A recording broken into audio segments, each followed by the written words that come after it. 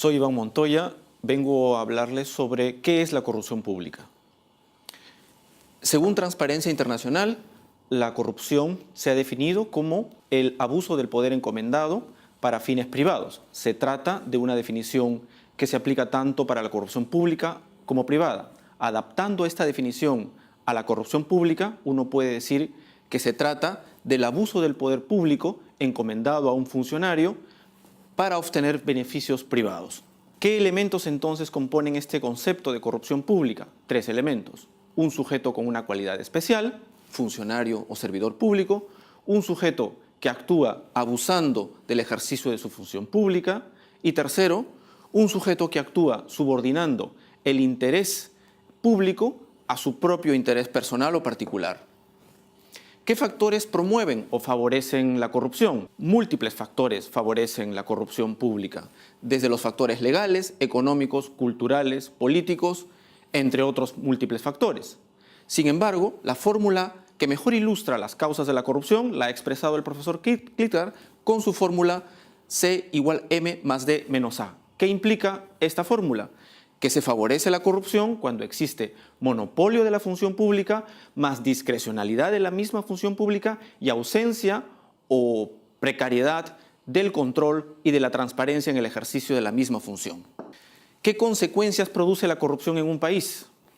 Disminuye el crecimiento y el desarrollo económicos del país. La historia de la corrupción en el Perú ha producido entre el 30 y 40% del gasto presupuestal del Estado y lo que significa entre el 3 y el 4% del Producto Bruto Interno. Se trata de cifras extremadamente elevadas de corrupción. Desestabiliza la gobernabilidad democrática y es causa de conflictos sociales y políticos, afecta la prestación de los servicios públicos más importantes de la ciudadanía, salud, educación, seguridad, justicia, entre otros. En ese sentido, vulnera los derechos fundamentales más importantes, especialmente de las personas con menos recursos económicos. ¿Qué actos de corrupción son los más frecuentes que se producen en el Perú? Cohechos o sobornos, es decir, la recepción de dádivas o ventajas patrimoniales para incumplir la función que le corresponde o para cobrar por la propia función que le corresponde. Peculado, apropiación o apoderarse de recursos económicos que uno custodia o administra. Colusión, concertar con un proveedor en un proceso de contratación estatal. Tráfico de influencias, acordar con una persona que tiene influencias para que influya en un procedimiento administrativo o judicial. Enriquecimiento ilícito, incrementar su patrimonio personal a costa de la función pública que desempeña. ¿Cómo combatir la corrupción? La Convención de Naciones Unidas contra la Corrupción y la Convención Interamericana contra la Corrupción han prescrito 2 tipos de medidas, preventivas y punitivas o represivas.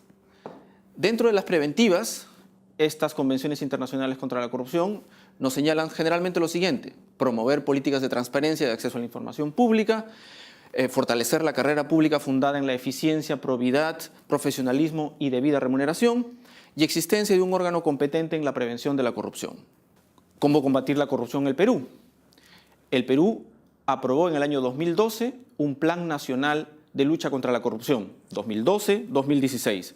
Según este plan, se deben establecer fundamentalmente lo siguiente: mejorar la articulación y coordinación de las instituciones involucradas en la lucha contra la corrupción, fortalecer los órganos de control interno de las instituciones públicas, garantizar la probidad e idoneidad del cuerpo de funcionarios públicos, garantizar la transparencia y el acceso a la información, fortalecer los procedimientos para investigar y juzgar los actos de corrupción tanto en el ámbito administrativo como en el ámbito penal, y promover la participación de la ciudadanía y de la sociedad civil en la lucha contra la corrupción.